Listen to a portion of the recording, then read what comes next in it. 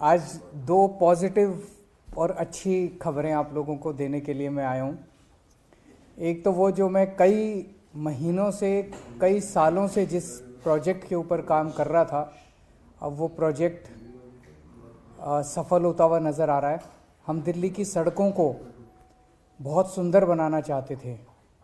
इसके ऊपर मैं कई सालों से काम कर रहा हूँ, कई पायलट प्रोजेक्ट्स करवाए। उन सब का नतीजा ये है कि अब ये प्रोजेक्ट सिरे चढ़ता नज़र आ रहा है। इसके तहत दिल्ली के सबसे पहले हम 1400 किलोमीटर पीडब्ल्यूडी की जो सड़कें हैं, 45 फुट से चौड़ी जो सड़कें हैं, यानी कि 18 मीटर से ज़्यादा चौड़ी जो सड़कें हैं, वो 1400 किलोमीटर सड़कें हैं। ये 1400 किलोमीटर सड़कें पीडब्ल्यूडी के कंट्रोल में आती हैं, पीडब्ल्यूडी के जुरिस्डिक्शन में आती हैं। तो पीडब्ल्यूडी की सारी सड़कों को हम सुंदर बनाने जा रहे हैं, रिपेयर करने जा रहे हैं, ठीक करने जा रहे हैं। उस पर क्या क्या काम करने जा रहे हैं वो सब मैं अब आपको बताने जा रहा हूँ। इसमें जितने भी फुटपाथ हैं और जितने भी सेंट्रल वर्ज हैं, आप देखते होंगे कई जगह फुटपाथ के ऊपर एक वो निकला हुआ स्लैब निकला हुआ है, कहीं कर्ब स्टोन निकला हुआ है, टूटे पड़े हैं, सेंट्रल वर्ज टूटे पड़े हैं, पत्थर इधर उधर हुए पड़े हैं। ये सारे रिपेयर किए जाएंगे। मैं शब्द रिपेयर इसलिए कर रहा हूँ क्योंकि सरकारी पैसा लुटाने के लिए अभी तक देखा गया कि एक पत्थर टूटता है तो सारा फुटपाथ बदल देते हैं। हम ये नहीं करने जा रहे। जहाँ एक पत्थर टूटा है वो एक पत्थर को बदलेंगे, जहाँ 10 पत्थर टूटे हैं वह 10 पत्थर को बदलेंगे, रिप्लेस करेंगे पत्थरों को। लेकिन हम पूरे के पूरे पैसा बचाने के लिए सारा फुटपाथ नहीं बदलेंगे। सारे फुटपाथ रिपेयर किए जाएंगे, सेंट्रल वर्ज सारे रिपेयर किए जाएंगे, सारे मैन होल्स जो जो टूटे हुए हैं वो रिपेयर किए जाएंगे, जितने प्री कास्ट स्लैब्स हैं वो टूटे हुए हैं वो रिप्लेस किए जाएंगे, साइनेजेस जितने हैं वो जहाँ जहाँ टूटे हैं वो सारे रिप्लेस किए जाएंगे, खंबे जो जो यहाँ पे सड़कों के ऊपर जो खंबे लगे हुए हैं बिजली के, वो जहाँ जहाँ टूटे हैं उनको ठीक किया जाएगा। जो बिजली काम नहीं कर रही खंभों पे, वो जो जो खराब है उसको ठीक किया जाएगा। जितने सबवेज हैं, सबवेज के अंदर जितनी रेलिंग्स हैं, जितनी लाइटें खराब हैं उनको रिपेयर किया जाएगा। जितने फुटओवर ब्रिजेस टूटे फूटे पड़े हैं उनको रिपेयर किया जाएगा। जितनी साइड में रेलिंग लगी हुई हैं सड़कों की वो टूटी हुई हैं उनको रिपेयर किया जाएगा। और जो स्ट्रीट फर्नीचर टूटा हुआ है उस सारे स्ट्रीट फर्नीचर को रिपेयर किया जाएगा। इसके अलावा जो सड़कें अब हैं उन सड़कों में जितने गड्ढे हैं उनको रिपेयर किया जाएगा। जहां सड़कें क्रैक हो गई हैं उनको रिपेयर किया जाएगा। एक बार इनको सबको रिपेयर करने के बाद इन सब चीज़ों को हम उम्मीद करते हैं जिस दिन वर्क ऑर्डर होगा, वर्क ऑर्डर हमें उम्मीद है कि 20 मार्च के आसपास वर्क ऑर्डर हो जाएगा और 1 अप्रैल से काम चालू हो जाएगा। उसके 6 महीने के अंदर हमें उम्मीद है ये सारा रिपेयर का काम हम कंप्लीट कर लेंगे। उसके बाद 10 साल का हम कॉन्ट्रैक्ट दे रहे हैं कि फिर जब भी कुछ टूटेगा वो तुरंत रिपेयर किया जाएगा। उसके लिए फिर नया कोई कॉन्ट्रैक्ट देने की जरूरत नहीं पड़ेगी, नया कोई वो देने की जरूरत। अगले 10 साल का कॉन्ट्रैक्ट दे रहे हैं कि फिर कोई भी ब्रिज पे कुछ टूटा, फुटपाथ पे कुछ एक पत्थर टूटा, कहीं कुछ टूटेगा, तुरंत 24 घंटे के अंदर उसको रिप्लेस किया जाएगा, उसको रिपेयर किया जाएगा, ताकि हमारी सड़कें हमेशा चमकती और सुंदर नजर आएं। 10 साल के लिए हम इसका रिपेयर का कॉन्ट्रैक्ट दे रहे हैं। उसी तरह से सड़कें अगर कहीं गड्ढा होगा उस गड्ढे को 24 घंटे के अंदर रिपेयर किया जाएगा। कहीं सड़क पे कोई क्रैक आएगा उस क्रैक को 24 घंटे के अंदर रिपेयर किया जाएगा। इन 10 साल के अंदर हर सड़क को 2 बार रीसर्फेसिंग की जाएगी। 5-5 साल के अंदर सड़क को रिपेयर करना होता है तो 2 बार इसकी रीसर्फेसिंग की जाएगी। और हम देखते हैं कि जितनी पेंटिंग है वो इतनी गंदी हो चुकी होती है, जो सेंटर की लाइन है, जेब्रा क्रॉसिंग है, फुटपाथ की जो पेंट है, तो हर 3-3 महीने के अंदर हमने कुछ किस्म की, जैसे जेब्रा क्रॉसिंग को हम 6-6 महीने में कर देंगे लेकिन बीच वाली को 3-3 महीने में, कुछ पेंटिंग 3-3 महीने में की जाएगी और कुछ पेंटिंग 6-6 महीने में की जाएगी, ताकि साफ सुथरी सड़कें नजर आएं। इसके बाद डेली हम लोग अपने फुटपाथ को, सड़कों को या तो डेली या हफ्ते में 3 बार वॉश किया जाएगा। और मैकेनिकल स्वीपर से खूब सारी मशीनें हम लोग हायर कर रहे हैं, मैकेनिकल स्वीपिंग की जाएगी और सारी सड़कों को वॉश किया जाएगा। और सड़कों के जितने दोनों तरफ पेड़ और पौधे हैं, उन सारे पेड़ पौधों को धोया जाएगा, उनको भी धोया जाएगा। तो सड़कों को हफ्ते में 3 बार वॉश किया जाएगा, मैकेनिकल स्वीपिंग की जाएगी। और फुटपाथ को डेली वॉश किया जाएगा, मैकेनिकल स्वीपिंग की जाएगी। डीप स्क्रबिंग की मशीनें लेके आ रहे हैं ताकि जितना उसमें जमा हुआ कचरा है सड़कों के ऊपर, उसको भी हम खींच सके। तो डीप स्क्रबिंग की जाएगी। लिटर उठाने के लिए, जो कूड़ा सड़कों पे फैला रहता है, उसको पिकअप करने के लिए भी मशीनें लाई जा रही हैं। उन मशीनों से सारा मलबा साफ किया जाएगा और सारा लिटर साफ किया जाएगा। जितनी रेलिंग्स हैं सड़कों के दोनों तरफ, उन सारी रेलिंग्स को साफ किया जाएगा, उनको धोया जाएगा पानी से। मैकेनिकल स्वीपिंग के लिए हम 100 से ज़्यादा मैकेनाइज्ड रोड स्वीपर्स हायर करने जा रहे हैं। 100 मैकेनाइज्ड रोड स्वीपर्स हायर करने से हमारा अनुमान यह है कि हर दूसरे या हर तीसरे दिन सड़क को साफ किया जा सकता है। 150 से ज़्यादा टैंकर्स और स्प्रिंकलर्स हायर किए जा रहे हैं। तो जो पीडब्ल्यूडी की सड़कें हैं, 1400 किलोमीटर सड़कें, इन सड़कों के ऊपर इन 150 स्प्रिंकलर्स से डेली सड़कें धोई जाएंगी और सड़क के दोनों तरफ जो पेड़ पौधे हैं उनको धोया जाएगा। 250 के करीब एंटी स्मॉग गन्स कम स्प्रिंकलर्स को हायर किया जा रहा है। हमारी दिल्ली में 250 वार्ड हैं, 250 मशीनें हायर की जा रही हैं। तो एक वार्ड में एक मशीन दे दी जाएगी। ये उन वार्ड्स के अंदर, जैसे मैंने कहा 150 मशीनें ऊपर हायर कर रहे हैं, वो पीडब्ल्यूडी की सड़कें। जो नॉन पीडब्ल्यूडी की सड़कें हैं, जो छोटी छोटी सड़कें हैं, उनके लिए हम 250 मशीनें हायर कर रहे हैं। वो उन छोटी सड़कों को धोएंगे और उनके दोनों तरफ जो पेड़ पौधे हैं उनको भी धोएंगे। ये भी 10 साल के लिए हम कॉन्ट्रैक्ट देने जा रहे हैं। 10 साल के लिए कंपनीज को धोने के लिए, फुटपाथ और सड़कें धोने के लिए, साफ करने के लिए, मैकेनिकल स्वीपिंग के लिए दिया जा रहा है। हमें उम्मीद है लगभग 10,000 किलोलीटर पानी डेली इसके लिए ज़रूरत पड़ेगी, दिल्ली की सारी सड़कें और फुटपाथ धोने के लिए।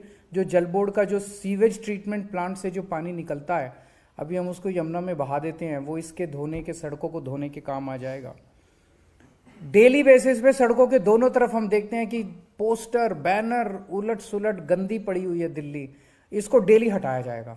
जहां भी कोई भी पोस्टर बैनर आएगा उसको डेली बेसिस पे उसको हटाया जाएगा। तीसरा, पेड़ पौधे खूब बड़े स्तर पे लगा रहे हैं। जो सेंट्रल वर्ज है, इन सारे सेंट्रल वर्ज पे और सड़क के दोनों ओर जितनी खाली जमीन है उसके ऊपर बहुत बड़े स्तर के ऊपर प्लांट्स लगाए जाएंगे। और इसके लिए भी 10 साल का कॉन्ट्रैक्ट दिया जा रहा है। प्लांट्स लगाएंगे, उनको मेंटेन करेंगे, उनकी ट्रिमिंग करेंगे डेली, उनकी वॉशिंग करेंगे, उनको पानी देने का काम, उनको खाद देने का काम और अच्छी मिट्टी वहाँ पे डालने का काम, ताकि ये फलें फूलें। इसके लिए भी 10 साल का अलग से कॉन्ट्रैक्ट दिया जा रहा है। अगले 10 दिन के अंदर कैबिनेट से ये प्रपोजल, सारे के सारे प्रपोजल पास हो जाएंगे और 1 अप्रैल से मैं उम्मीद करता हूँ कि ये सारा काम दिल्ली में शुरू हो जाएगा। ये काम तब चलेगा जब इसकी मॉनिटरिंग सख्त होगी। अगर अभी तो हम बड़े प्लान तो बना सकते हैं, तो थर्ड पार्टी मॉनिटरिंग का इसमें वो डाला गया है कि थर्ड पार्टी मॉनिटरिंग करेगी, जिसके ऊपर पास व्हीकल्स होंगे, व्हीकल्स पे कैमरा होंगे। वो लगातार पूरा दिन दिल्ली में कई सारी ऐसी व्हीकल्स चलती रहेंगी और वो कैमरा से वो कैप्चर करती रहेंगी कि कहाँ कितना काम हो रहा है, कितना काम नहीं हो रहा है। और पेमेंट जो है, हैवी पेनल्टीज डाली गई हैं एग्रीमेंट के अंदर कि अगर कहीं किसी भी तरह की कमी नजर आई तो उस कॉन्ट्रैक्टर के ऊपर हैवी पेनल्टीज डाली जाएंगी। और ये सारा का सारा सिस्टम जो है वो डैशबोर्ड के ऊपर होगा, ताकि रिमोटली सारी इस चीज को मॉनिटर किया जा सके। बहुत सख्त सर्विस लेवल वो बनाए गए हैं पैरामीटर्स। उन पैरामीटर्स की कांस्टेंट मॉनिटरिंग होगी। कंप्लेन सिस्टम में एक सेंट्रलाइज्ड कंप्लेन सिस्टम होगा। कोई भी नागरिक भी कंप्लेन कर सकता है अगर किसी भी तरह की कहीं गंदगी नजर आती है, मिट्टी नजर आती है, कहीं किसी भी तरह की गड्ढा नज़र आता है तो वो भी कर सकते हैं। और हमें उम्मीद है, हम चाहते हैं कि बेस्ट से बेस्ट कंपनीज इसके अंदर पार्टिसिपेट करें। इसमें खर्चा कितना आएगा?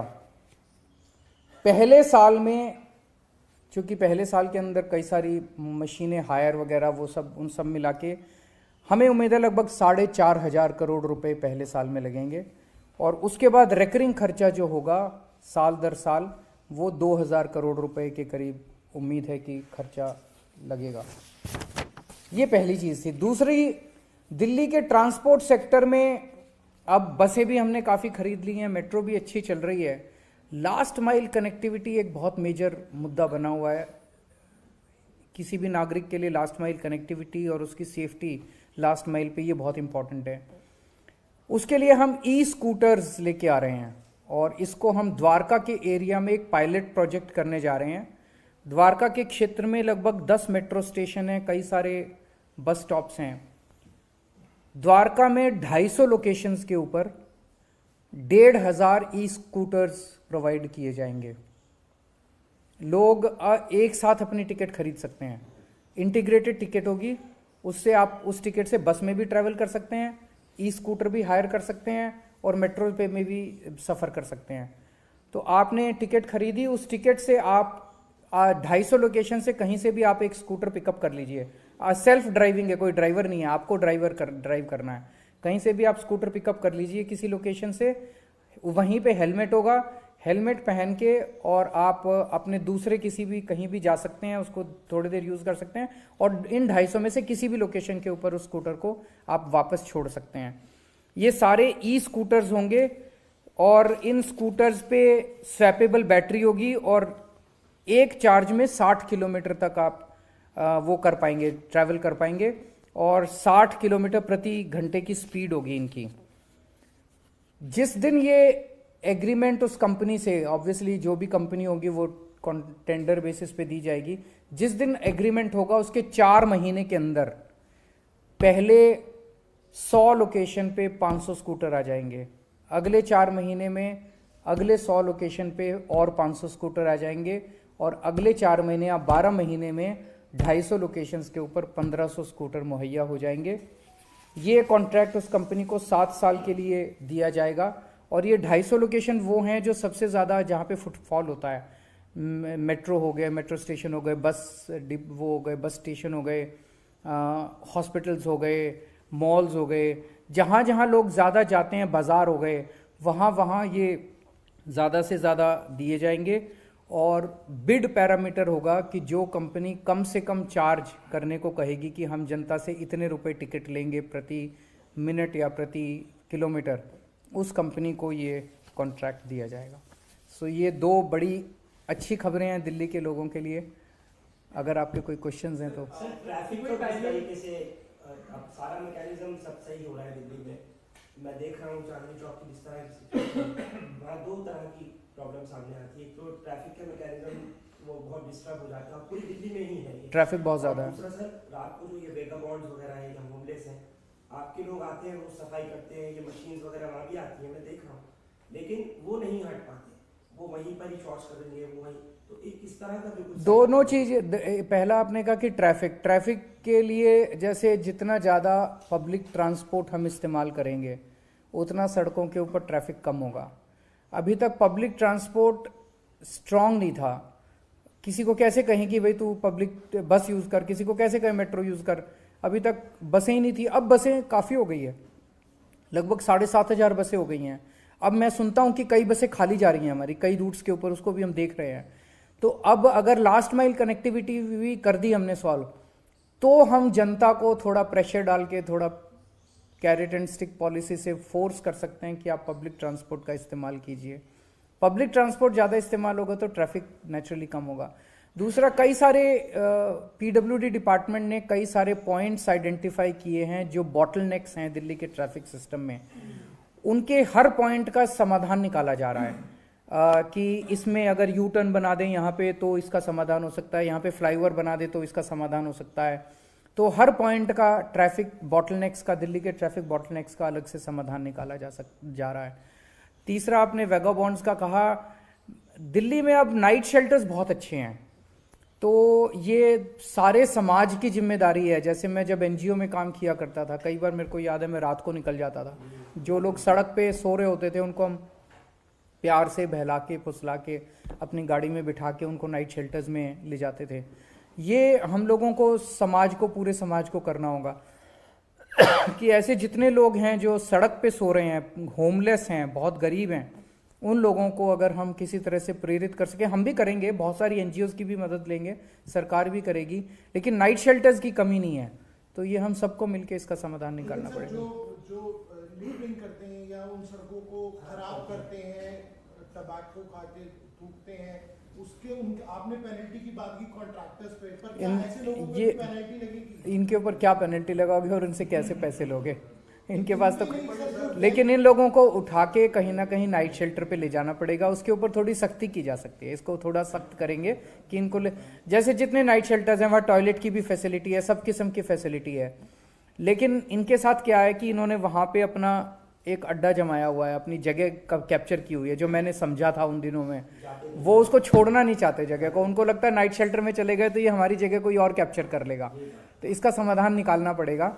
लेकिन मैं आपकी बात से सहमत हूँ कि जो होमलेस लोग हैं उनको नाइट शेल्टर्स में पहुंचाने की जरूरत है। लास्ट माइल कनेक्टिविटी में टाइमिंग वो बहुत इंपॉर्टेंट है, और क्या वहाँ पे सुरक्षा का भी फिर ध्यान रखा जाएगा? क्योंकि अगर वहाँ पे इंडिपेंडेंटली लोगों को टिकट लेके स्कूटर पिक करना है तो उसकी टाइमिंग क्या होगी और सिक्योरिटी क्या होगी? टाइमिंग तो वर्कआउट की जा सकती है, वो एक बारी की, पर उसमें कोई बहुत ज़्यादा दिक्कत नहीं है, कभी भी वो ले सकते हैं।